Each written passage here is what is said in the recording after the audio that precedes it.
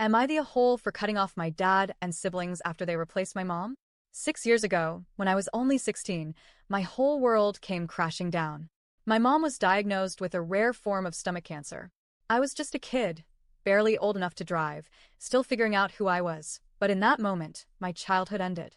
Someone had to step up for her, and that someone ended up being me. My dad didn't step up. He shut down. At first, I thought it was fear. I thought maybe he just didn't know how to process the idea of losing his wife.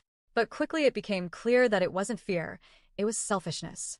He didn't want to deal with the reality of her illness. He wanted her to carry on like nothing was happening, like she could somehow ignore her body breaking down. When mom was too tired to get out of bed, he'd snap at her. You've got to at least try. You can't just lay there all day.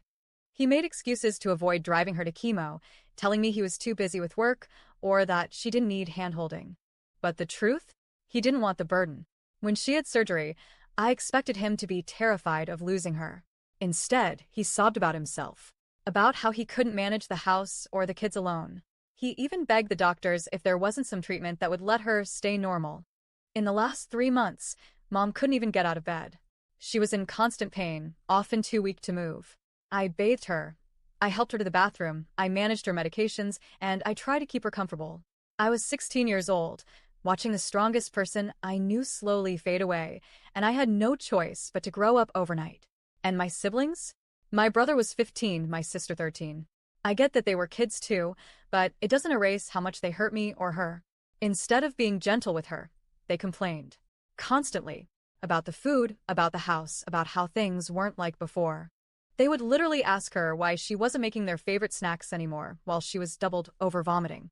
They accused me of hogging her, but when I tried to step back and give them time, they wouldn't even sit with her. Instead, they'd unload their anger on me, listing all the reasons they hated me, then turning around and whining that I was taking her away from them.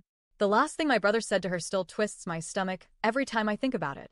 He asked her why she couldn't get out of bed to make him one last birthday cake. His birthday wasn't even for another month. He just wanted her to push herself one more time for him. That was his last request of her.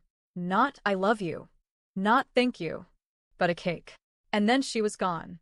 My mom, my best friend, my protector, the only person who ever made me feel truly seen, was gone. After she died, I thought maybe the family would finally pull together. I thought maybe we'd grieve as a unit, find strength in each other. Instead, it got worse. I was falling apart, but apparently I wasn't allowed to. I cried.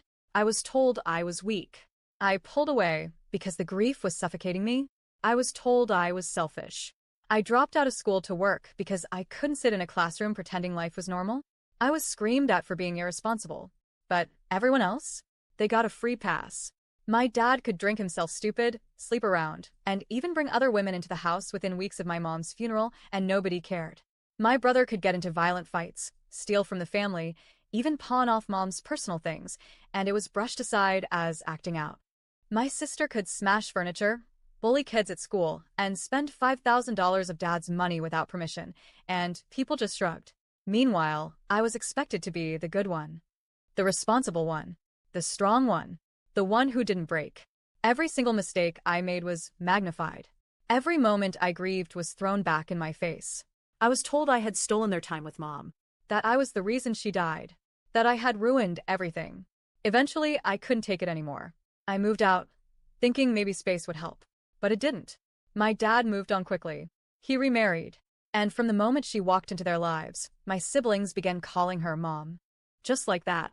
As if my real mom had never existed. Suddenly, I was being bombarded with calls, messages, and guilt trips. Why won't you meet your new mom? She's amazing. She does everything for us. You're being selfish. You're hurting her feelings. You're ruining the family vibe. It was like watching them erase my mom in real time.